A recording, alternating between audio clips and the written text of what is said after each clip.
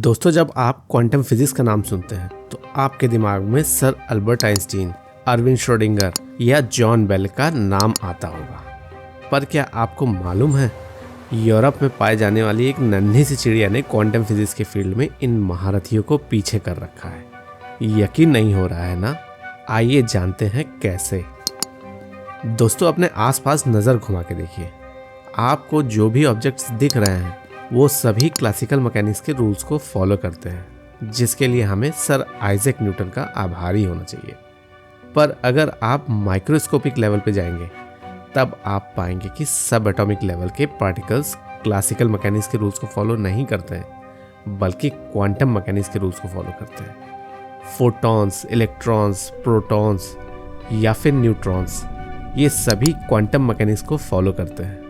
Classical mechanics में जहां object की स्टेट जैसे कि पोजीशन या फिर मोमेंटम क्लियरली डिफाइंड होता है, उनकी एक डेफिनेट वैल्यू होती है। क्वांटम मैकेनिक्स में वैल्यूज प्रॉपर्ली डिफाइंड नहीं होती है, वो पार्टिकल के डिफरेंट स्टेट के सुपरपोजिशन से मिलती है। कंफ्यूजिंग हो रहा है ना?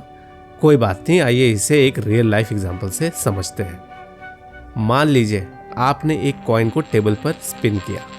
इस स्पिनिंग स्टेट में कॉइन में हेड्स आने के उतने ही चांसेस हैं जितने के टेल्स आने के। यानी कि जब तक कॉइन का घूमना रुक नहीं जाता तब तक कॉइन की स्टेट हेड्स और टेल्स दोनों का सुपरपोजिशन है। यानी 50-50% हेड्स और टेल्स का सुपरपोजिशन उस कॉइन की स्टेट को डिफाइन करेगा, और ये तब तक वैलिड रहेगा जब तक उसकी एक वैल्यू मेजर नहीं हो जाती, यानी कि कॉइन के रुकने तक।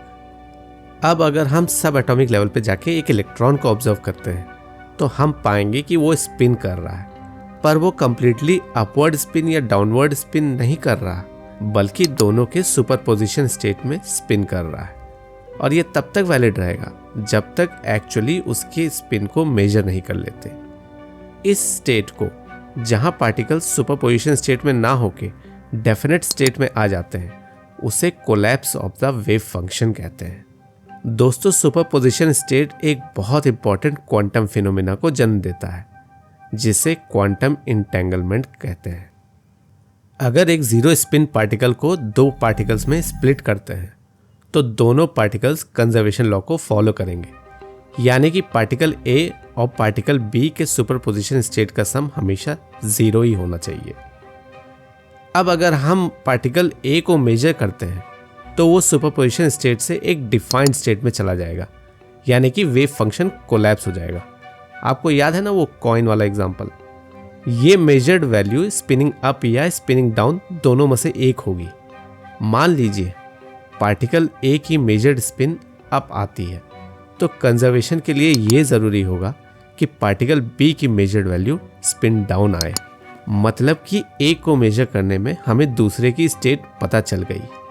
अब अगर हम पार्टिकल ए को लेकर यूनिवर्स के किसी भी कोने में चले जाते हैं, मान लीजिए प्लूटो पे चले जाते हैं, और दूसरे पार्टिकल यानी कि पार्टिकल बी को अर्थ पे ही रखते हैं, ऐसे में अगर हम पार्टिकल ए की स्टेट को चेंज करते हैं तो उतना ही चेंज हमें पार्टिकल बी में भी देखने को मिलेगा।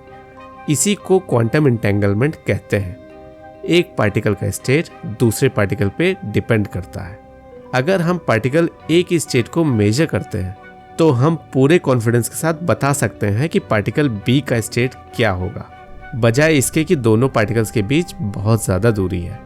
इनमें सीरियसली एक लॉन्ग डिस्टेंस रिलेशन होता है। इस एक्टिविटी से हम ये कह सकते हैं कि प्लूटो पे पार्टिकल बी के मेजर्ड स्टेट की इंफॉर्मेशन इंस्टेंटेनियसली ट्रेवल करती है at a speed higher than the speed of light, जो कि क्लियरली थ्योरी ऑफ रिलेटिविटी को वायलेट करता हुआ दिख रहा है, क्योंकि as per the theory of relativity information can not travel at a speed more than the speed of light.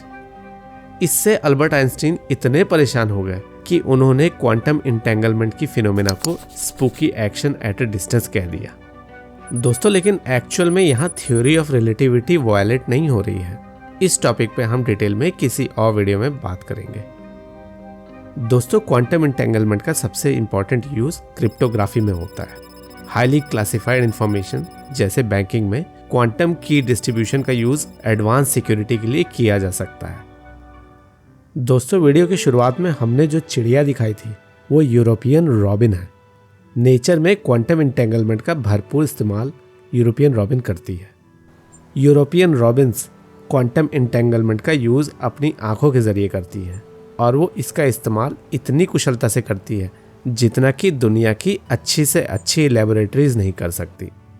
Quantum entanglement को ये बर्ड्स कंपास की तरह यूज़ करती हैं और उससे अर्थ के मैग्नेटिक फील्ड्स का पता कर लेती हैं, जिससे उन्हें माइग्रेट करते समय डायरेक्शंस का सही अनुमान लग सके।